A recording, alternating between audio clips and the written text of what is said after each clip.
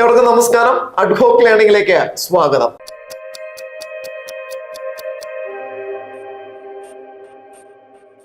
ഇന്ത്യയിലെ പ്രധാനപ്പെട്ട മണ്ണിനങ്ങളെ കുറിച്ചാണ് നമ്മൾ കഴിഞ്ഞ ക്ലാസ്സിൽ പഠിച്ചത്. അതിന്റെ തുടർച്ചയാണ് ഇന്നത്തെ ക്ലാസ് എന്ന് പറയുന്നത്. അടിസ്ഥാനപരമായിട്ടുള്ള വിവരങ്ങളാണ് കഴിഞ്ഞ ക്ലാസ്സിൽ നോക്കിയത്. ഇന്ന് സോയിൽ പ്രൊഫൈൽ എന്താണെന്ന് നമുക്ക് പരിശോധിക്കാം. ഈ കാണുന്ന ചിത്രത്തെ വിളിക്കുന്ന പേരാണ് സോയിൽ പ്രൊഫൈൽ എന്ന് പറയുന്നത്. ഓരോ പ്രദേശത്തും മണ്ണ് രൂപം കൊള്ളുന്നത് ഓരോ രീതിയിലായിരിക്കും, അല്ലെങ്കിൽ വ്യത്യസ്തമായ സാഹചര്യങ്ങളിലായിരിക്കും. ആ മണ്ണ് രൂപപ്പെടുന്ന ഘട്ടങ്ങളാണ് ഒരു സോയിൽ പ്രൊഫൈലിന്റെ അകത്ത് നമുക്ക് കാണാൻ പറ്റുന്നത്. ഈ സോയിൽ പ്രൊഫൈലിനെ നമുക്ക് നാലായിട്ട് നമുക്ക് തരംതിരിക്കാം. എ, ബി, സി, ഡി എന്ന് പറയുന്ന 4 പാളികളായിട്ട് നമുക്ക് തരംതിരിക്കാൻ പറ്റും. ആ ഓരോ പാളികളെയും ഹൊറൈസൺ എ എന്നും ഹൊറൈസൺ ബി എന്നും ഹൊറൈസൺ സി എന്നും ഹൊറൈസൺ ഡി അല്ലെങ്കിൽ ബെഡ് റോക്ക് എന്നും തരംതിരിച്ചിരിക്കുന്നു. വളരെ വിശദമായിട്ട് നമുക്ക് അത് നോക്കാം. അപ്പോൾ ഹൊറൈസൺ മലയാളമാണെങ്കിൽ മണ്ഡലങ്ങൾ എന്ന് പറയും. അപ്പോൾ ഈ 4 ഘട്ടങ്ങളിലൂടെ കടന്നാണ് ഒരു പ്രദേശത്ത് ഏത് രൂപപ്പെടുന്നത്, മണ്ണ് രൂപപ്പെടുന്നത്, അല്ലെങ്കിൽ മണ്ണായിട്ട് രൂപാന്തരപ്പെടുന്നത് ഈ 4 ഘട്ടങ്ങളിലൂടെ സഞ്ചരിച്ചിട്ടാണ്. അതിൽ ഏറ്റവും മുകൾ വശത്തെ ഏറ്റവും മുകളിലുള്ളത് ഇതാണ്, ഈ ഭാഗമാണ്. ഏറ്റവും മുകളിലുള്ള ഈ ലെയറിനെ നമ്മൾ വിളിക്കുന്ന പേരാണ് ഹൊറൈസൺ എ എന്ന് പറയുന്നത്. നമ്മൾ ടോപ്പ് സോയിൽ എന്ന് പറയും, മേൽമണ്ണ് എന്ന് പറയും. അതായത് നമുക്ക് കാണാൻ പറ്റുന്ന മണ്ണിന്റെ രൂപമാണ് ഹൊറൈസൺ എയിലുള്ളത്. ഹൊറൈസൺ ബി എന്ന് പറയുന്നത് അടിമണ്ണാണ്. അടിമണ്ണ് അല്ലെങ്കിൽ നമുക്ക് സബ് സോയിൽ എന്ന് പറയാം. പൂർണ്ണമായിട്ടും അത് മണ്ണാണോ എന്ന് ചോദിച്ചിട്ടുണ്ടെങ്കിൽ പൂർണ്ണമായിട്ടും അത് മണ്ണല്ല, പിന്നീട് അത് മണ്ണായി മാറാനുള്ള സാധ്യതയുള്ളത്. ഹൊറൈസൺ സിയിലാണ് മണ്ണ് രൂപാന്തരപ്പെടുന്നതിന്റെ ആദ്യഘട്ടം ആരംഭിക്കുന്നത്. മണ്ണ് രൂപാന്തരപ്പെടുന്നതിന്റെ ആദ്യ സ്റ്റേജ് ആരംഭിക്കുന്നത് ഹൊറൈസൺ സിയിലാണ്. ഹൊറൈസൺ ഡിയില് പ്രത്യേകിച്ച് അപക്ഷയം ഒന്നും തന്നെ സംഭവിക്കുന്നില്ല. ഇവിടെ കാണപ്പെടുന്നത് ബെഡ് റോക്ക് ആണ്, മാതൃശിലയാണ്. ഇനി നമുക്ക് താഴെ നിന്ന് മുകളിലേക്ക് പോയി നോക്കാം. ഹൊറൈസൺ ഡി അല്ലെങ്കിൽ ബെഡ് റോക്ക് എന്ന് പറയുന്നത് മാതൃശിലയാണ്. ഈ ബെഡ് റോക്കിന് താരതമ്യേന അല്ലെങ്കിൽ കാലാന്തരത്തിൽ ഈ ബെഡ് റോക്കിന് കാലാന്തരത്തിൽ അപക്ഷയം സംഭവിച്ച അത് ഹൊറൈസൺ സി ആയി മാറുന്നു. ഹൊറൈസൺ സി അതായത് അപക്ഷയം സംഭവിച്ച ശിലാവസ്തുക്കളാണ് ഹൊറൈസൺ സിയിൽ കാണപ്പെടുന്നത്. മണ്ണ് രൂപാന്തരപ്പെടുന്നതിന്റെ ആദ്യഘട്ടമാണ് ഹൊറൈസൺ സിയിൽ നടക്കുന്നത്. ഇതിന് വീണ്ടും അപക്ഷയം സംഭവിച്ച അത് സബ് സോയില് അല്ലെങ്കിൽ അടിമണ്ണിലേക്ക് എത്തുന്ന ഘട്ടമാണ് ഹൊറൈസൺ ബി എന്ന് പറയുന്നത്. ഈ ഹൊറൈസൺ ബിയിൽ നിന്നാണ് ഏത് രൂപാന്തരപ്പെടുന്നത്, ഹൊറൈസൺ എ രൂപാന്തരപ്പെടുന്നത്. അപ്പോൾ ഹൊറൈസൺ എയിലാണ് സസ്യങ്ങളും മറ്റും വളരുന്നത്. ഹൊറൈസൺ എയിലാണ് മേൽമണ്ണ് കാണപ്പെടുന്നത്. ഹൊറൈസൺ എയിലാണ്. ജൈവാംശം എന്ന് പറഞ്ഞിട്ടുണ്ടെങ്കിൽ ഹ്യൂമസ് കണ്ടന്റ്, ജൈവാംശം ഏറ്റവും കൂടുതൽ കാണപ്പെടുന്നത് ഹൊറൈസൺ എയിലാണ്. ഹൊറൈസൺ എയുടെ ടോപ്പ് മോസ്റ്റില്, അതായത് അതിന്റെ മുകൾ വശത്ത് ചെറിയൊരു ലെയർ ഉണ്ട്. ഒരു ചാര നിറത്തിലോ അല്ലെങ്കിൽ കറുപ്പ് നിറത്തിലോ കാണപ്പെടുന്ന ഒരു ലെയർ ഉണ്ട്. ഹ്യൂമസ് കണ്ടന്റ് ഏറ്റവും കൂടുതലുള്ള ആ ലെയറിനെ വിളിക്കുന്ന പേരാണ് ഹൊറൈസൺ ഒ എന്ന് പറയുന്നത്. അപ്പോൾ ഹൊറൈസൺ ഒ എവിടെയാണ് കാണപ്പെടുന്നത് എന്ന് ചോദിച്ചിട്ടുണ്ടെങ്കിൽ ഹൊറൈസൺ എയുടെ മുകളിലായിട്ടാണ് ഹൊറൈസൺ ഒ കാണപ്പെടുന്നത്. അപ്പോൾ ഇവിടെ നിന്ന് ചോദിച്ച ചോദ്യങ്ങൾ അല്ലെങ്കിൽ ചോദിക്കാൻ സാധ്യതയുള്ള ചോദ്യങ്ങളാണ്. മേൽമണ്ണ് കാണപ്പെടുന്നത് എവിടെയാണ്, ഹൊറൈസൺ എയിലാണ്. അടിമണ്ണ് കാണപ്പെടുന്നത് ഹൊറൈസൺ ബിയിലാണ്. മണ്ണ് രൂപപ്പെടുന്നതിന്റെ ആദ്യഘട്ടം ആരംഭിക്കുന്ന സ്റ്റേജ് ഏതാണ്, ഹൊറൈസൺ സി ആണ്. ഇനിയും ബെഡ് റോക്ക് കാണപ്പെടുന്നത് ഹൊറൈസൺ ഡിയിലാണ്. അപ്പോൾ ഇത്തരം കാര്യങ്ങൾ സോയിൽ പ്രൊഫൈലുമായി ബന്ധപ്പെട്ട് നിങ്ങൾ ഓർത്തു വെക്കുക. ഇന്ത്യയിലെ മണ്ണിനങ്ങളെ കുറിച്ച് പറയുന്ന സമയത്ത് ആദ്യം നമ്മൾ ഒരു ഏജൻസിയുടെ പേര് പഠിച്ചിട്ടുണ്ടായിരുന്നു, ICAR എന്ന് പറയുന്നത്, Indian council of agricultural research. ICAR ഇന്ത്യയിലെ മണ്ണിനങ്ങളെ പ്രധാനമായിട്ടും 8 ആയിട്ടാണ് തരംതിരിച്ചിരിക്കുന്നത്. അതിലേക്ക് നമുക്ക് പോവാം. ആദ്യമായിട്ട് നമ്മൾ പറയുന്നത് എക്കൽ മണ്ണാണ്. എക്കൽ മണ്ണ് അല്ലെങ്കിൽ അലൂവിയൽ സോയിലിനെ പറ്റിയാണ് നമുക്ക് ആദ്യമായിട്ട് പറയാനുള്ളത്. ഇന്ത്യയിൽ ഏറ്റവും കൂടുതൽ കാണപ്പെടുന്ന മണ്ണാണ് അലൂവിയൽ സോയിൽ എന്ന് പറയുന്നത്. ഇന്ത്യയുടെ ഭൂപ്രദേശത്തിന്റെ 43% ഇന്ത്യൻ ഭൂപ്രദേശത്തിന്റെ 43% കാണപ്പെടുന്നത് അലൂവിയൽ സോയിലാണ് അല്ലെങ്കിൽ എക്കൽ മണ്ണാണ്. ഇനിയും എങ്ങനെയാണ് എക്കൽ മണ്ണ് രൂപം കൊള്ളുന്നത്? എക്കൽ മണ്ണ് രൂപം കൊള്ളുന്നത് നദികൾ വഹിച്ചുകൊണ്ട് വരുന്ന അവസാദങ്ങൾ അടിഞ്ഞുകൂടി രൂപപ്പെടുന്ന മണ്ണാണ് എക്കൽ മണ്ണ് എന്ന് പറയുന്നത്. ഉത്തരേന്ത്യൻ മഹാസമതലങ്ങളിലെ പ്രധാനപ്പെട്ട മണ്ണിനം ഏതെന്ന് ചോദിച്ചാൽ എക്കൽ മണ്ണാണ്. നദീതീരങ്ങളിലും ഡെൽറ്റ പ്രദേശങ്ങളിലും ഏറ്റവും കൂടുതൽ കാണപ്പെടുന്ന മണ്ണും എക്കൽ മണ്ണാണ്.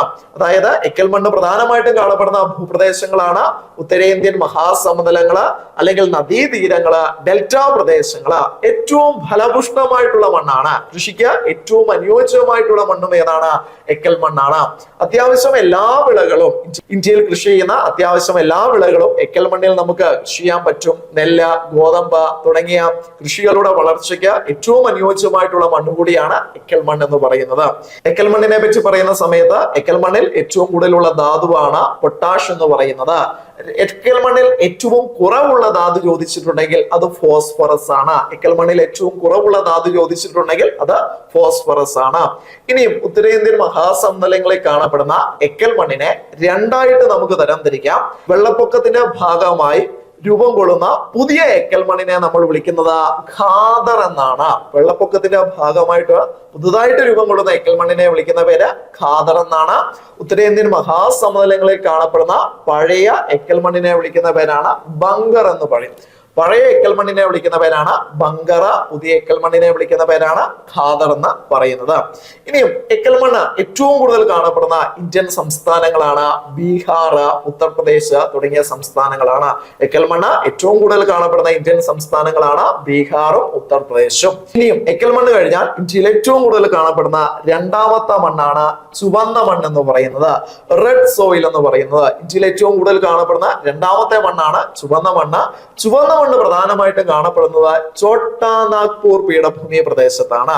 ചോട്ടാ നാഗ്പൂർ പീഠഭൂമി പ്രദേശത്താണ്. ജാർഖണ്ഡിലും ഛത്തീസ്ഗഡിലും പശ്ചിമ ബംഗാളിലും എല്ലാം വ്യാപിച്ചു കിടക്കുന്ന ചോട്ടാ നാഗ്പൂർ പീഠഭൂമി പ്രദേശത്ത് ഏറ്റവും കൂടുതൽ കാണപ്പെടുന്ന മണ്ണിനമാണ് ചുവന്ന മണ്ണെന്ന് പറയുന്നത്. ഇനിയും ചുവന്ന മണ്ണിന് ചുവപ്പ് നിറത്തിന് കാരണം അയൺ ഓക്സൈഡിന്റെ സാന്നിധ്യമാണ്. ചുവന്ന മണ്ണിന് ചുവപ്പ് നിറത്തിന് കാരണം എന്താണെന്ന് ചോദിച്ചാൽ എന്താണ്? അയൺ ഓക്സൈഡിന്റെ സാന്നിധ്യം മൂലമാണ് ചുവന്ന മണ്ണിന് ചുവപ്പ് നിറം ഉണ്ടാവുന്നത്. ഇരുമ്പിന്റെ അംശം ഏറ്റവും കൂടുതൽ കാണപ്പെടുന്ന മണ്ണിനും ഏതാണ്? ആ ചുവപ്പ് മണ്ണാണ്. ഇരുമ്പിന്റെ അംശം ഏറ്റവും കൂടുതൽ കാണപ്പെടുന്ന മണ്ണിനും ചുവപ്പ് മണ്ണാണ്. തെക്കേ ഇന്ത്യയിൽ ഏറ്റവും കൂടുതൽ കാണപ്പെടുന്ന മണ്ണിനം നമ്മൾ പഠിച്ചു. ഇന്ത്യയിൽ ഏറ്റവും കൂടുതൽ കാണപ്പെടുന്ന മണ്ണിനം എക്കൽ മണ്ണാണ്. തെക്കേ ഇന്ത്യയിൽ ഏറ്റവും കൂടുതൽ കാണപ്പെടുന്ന മണ്ണിനമാണ് ഇത് ചുവന്ന മണ്ണെന്ന് പറയുന്നത്. ഇനിയും ചുവന്ന മണ്ണ് കഴിഞ്ഞാൽ ഇന്ത്യയിലെ ഏറ്റവും കൂടുതൽ കാണപ്പെടുന്ന മണ്ണാണ് ബ്ലാക്ക് സോയിൽ അല്ലെങ്കിൽ കറുത്ത മണ്ണെന്ന് പറയുന്നത്. കറുത്ത മണ്ണെന്ന് പറയുമ്പോൾ നിങ്ങൾ ഒരു പ്രദേശത്തിന്റെ പേരോർത്ത് വെക്കുക, ഡെക്കാൻ പീഠഭൂമി പ്രദേശത്ത്. ഡെക്കാൻ പീഠഭൂമി പ്രദേശത്ത് ഏറ്റവും കൂടുതൽ കാണപ്പെടുന്ന മണ്ണിനമാണ് കറുപ്പ് മണ്ണ് അല്ലെങ്കിൽ കറുത്ത മണ്ണെന്ന് പറയുന്നത്. ആഗ്നേയശിലയായ ബസാൾട്ട് ശിലകൾക്ക്, ബസാൾട്ട്, ഗ്രാനൈറ്റ് തുടങ്ങിയവയെല്ലാം ആഗ്നേയശിലയാണ്. ആഗ്നേയശിലയായ ബസാൾട്ട് ശിലകൾക്ക് അപക്ഷയം സംഭവിച്ചിട്ടാണ് കറുത്ത മണ്ണ് രൂപം കൊള്ളുന്നത്.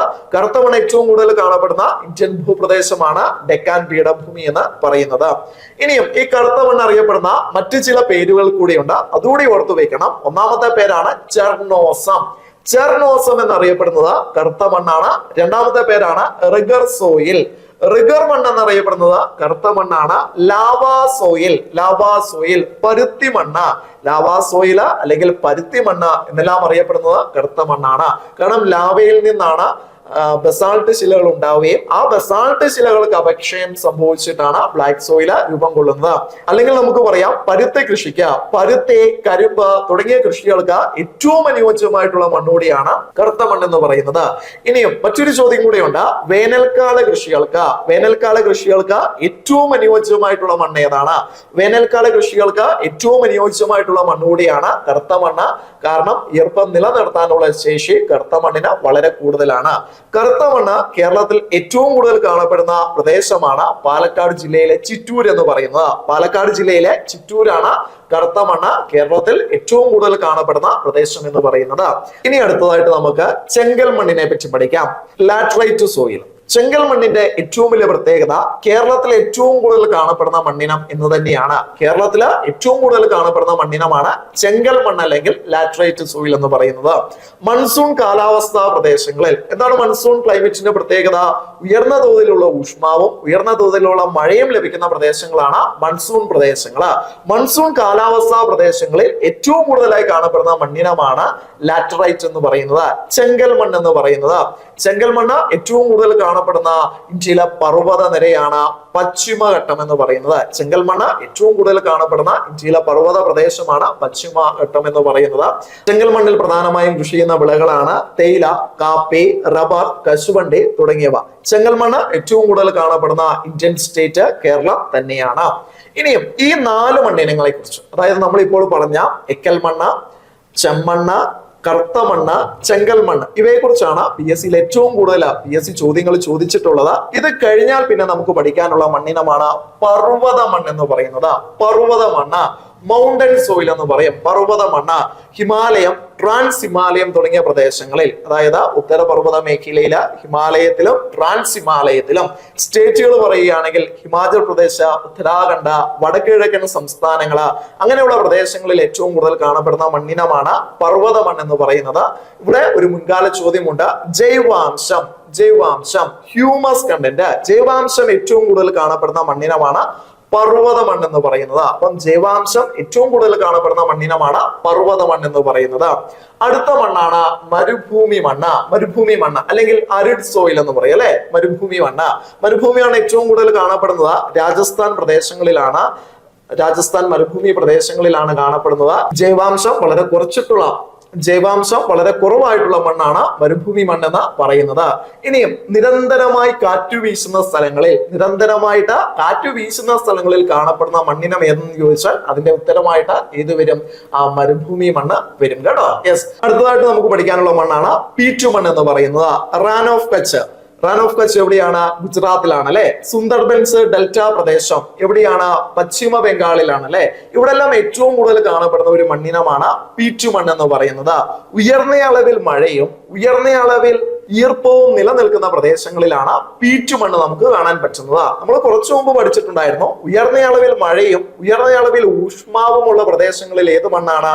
അത് ലാറ്ററൈറ്റ് ആണ് അല്ലെ. ഉയർന്ന അളവിൽ മഴയും ഉയർന്ന അളവിൽ ഈർപ്പവും നിലനിൽക്കുന്ന പ്രദേശങ്ങളിലാണ് പീറ്റു മണ്ണ് നമുക്ക് കാണാൻ പറ്റുന്നത്. കണ്ടൽ ചെടികളുടെ വളർച്ചയ്ക്ക് ഏറ്റവും അനുയോജ്യമായിട്ടുള്ള മണ്ണാണ് പീറ്റു മണ്ണെന്ന് പറയുന്നത്. ഇനി നമുക്ക് പഠിക്കാനുള്ള മണ്ണാണ് ലവണ മണ്ണ് എന്ന് പറയുന്നത്. ലവണാംശം വളരെ കൂടുതലാണ്. അതുകൊണ്ട് തന്നെ സാധാരണ രീതിയിലുള്ള യാതൊരുവിധ കൃഷിയും ഇവിടെ നടക്കുന്നില്ല, ലവണ മണ്ണിൽ നടക്കുന്നില്ല. ലവണ മണ്ണിനെ നമ്മൾ വിളിക്കുന്ന മറ്റൊരു പേരാണ് ഊഷര മണ്ണ് എന്ന് പറയുന്നത്. ലവണ മണ്ണ് അറിയപ്പെടുന്ന മറ്റൊരു പേരാണ് ഏതാ? ഊഷര മണ്ണ് എന്ന് പറയുന്നത്. അപ്പോൾ ഇന്ത്യയിലെ മണ്ണിനങ്ങളെ അടിസ്ഥാനപരമായിട്ട് നമ്മൾ 8ആയിട്ടാണ് തരംതിരിച്ചത്. എക്കൽ മണ്ണ്, ചുവന്ന മണ്ണ്, കറുത്ത മണ്ണ്, ചെങ്കൽ മണ്ണ്, പർവ്വത മണ്ണ്, മരുഭൂമി മണ്ണ്, പീറ്റ് മണ്ണ്, ലവണ മണ്ണ്, ഇങ്ങനെ 8ആയിട്ടാണ് തരംതിരിച്ചത്. അതിൽ ഏറ്റവും പ്രധാനപ്പെട്ടത് ആദ്യത്തെ 4ആണ്. ഇന്ത്യയുടെ ഉത്തരേന്ത്യൻ മഹാസമതലങ്ങളിലും അതോടൊപ്പം തന്നെ നദീതീരങ്ങളിലും ഡെൽറ്റ പ്രദേശങ്ങളിലും കാണപ്പെടുന്ന മണ്ണാണ് എക്കൽ മണ്ണ് എന്ന് പറയുന്നത്. ചോട്ടാനാഗ്പൂർ പീഠഭൂമി പ്രദേശത്ത് ഏറ്റവും കൂടുതൽ കാണപ്പെടുന്ന മണ്ണിനമാണ് ചെമ്മണ്ണ് എന്ന് പറയുന്നത്. തെക്കേ ഇന്ത്യയിൽ ഏറ്റവും കൂടുതൽ കാണപ്പെടുന്ന മണ്ണ് ചെമ്മണ്ണാണ്. ഡെക്കാൻ പീഠഭൂമി പ്രദേശത്ത് ഏറ്റവും കൂടുതൽ കാണപ്പെടുന്ന മണ്ണ് കറുത്ത മണ്ണാണ്. കേരളത്തിൽ ഏറ്റവും കൂടുതൽ കാണപ്പെടുന്ന മണ്ണ് അല്ലെങ്കിൽ മൺസൂൺ കാലാവസ്ഥാ പ്രദേശങ്ങളിൽ ഏറ്റവും കൂടുതൽ കാണപ്പെടുന്ന മണ്ണാണ് ചെങ്കൽ മണ്ണ് എന്ന് പറയുന്നത്. അതോടൊപ്പം തന്നെ ചേർത്ത് വെച്ച് പഠിക്കണം, വേനൽക്കാല കൃഷികൾക്ക് ഏറ്റവും അനുയോജ്യമായിട്ടുള്ള മണ്ണ് കറുത്ത മണ്ണാണ്. Regur soil, chernozem, black cotton സോയില, ലാവാ സോയില എന്നീ പേരുകളിൽ അറിയപ്പെടുന്നത് ഏതു മണ്ണാണ്? കറുത്ത മണ്ണാണ് എന്നുള്ള കാര്യം അറിഞ്ഞു വെക്കുക. അപ്പം ജൈവാംശം ഏറ്റവും കൂടുതൽ കാണപ്പെടുന്നത്, ഒന്നുകൂടെ ആവർത്തിക്കാം, ജൈവാംശം ഏറ്റവും കൂടുതൽ കാണപ്പെടുന്ന മണ്ണാണ് പർവ്വത മണ്ണ് എന്ന് പറയുന്നത്. പർവ്വത മണ്ണിലാണ് ജൈവാംശം ഏറ്റവും കൂടുതൽ കാണപ്പെടുന്നത്. കണ്ടൽ കൃഷികൾക്ക് ഏറ്റവും അനുയോജ്യമായിട്ടുള്ള മണ്ണ്. കണ്ടൽ ചെടികളുടെ വളർച്ചയ്ക്ക് ഏറ്റവും അനുയോജ്യമായിട്ടുള്ള മണ്ണാണ് പീറ്റു മണ്ണ് എന്ന് പറയുന്നത്. ഇനിയും ഊഷര മണ്ണ് എന്നറിയപ്പെടുന്നത് ലവണ മണ്ണാണ്. ലവണ മണ്ണിനെ വിളിക്കുന്ന മറ്റൊരു പേരാണ് ഏതാ? ഊഷര മണ്ണ് എന്നറിയപ്പെടുന്നത്. അപ്പോൾ ഇന്ത്യയിലെ മണ്ണിനങ്ങളെ പറ്റിയുള്ള കാര്യങ്ങളാണ് ഇന്ന് നമ്മൾ ചർച്ച ചെയ്തത്. മറ്റൊരു ക്ലാസ്സുമായിട്ട് നമുക്ക് പിന്നീട് കാണാം.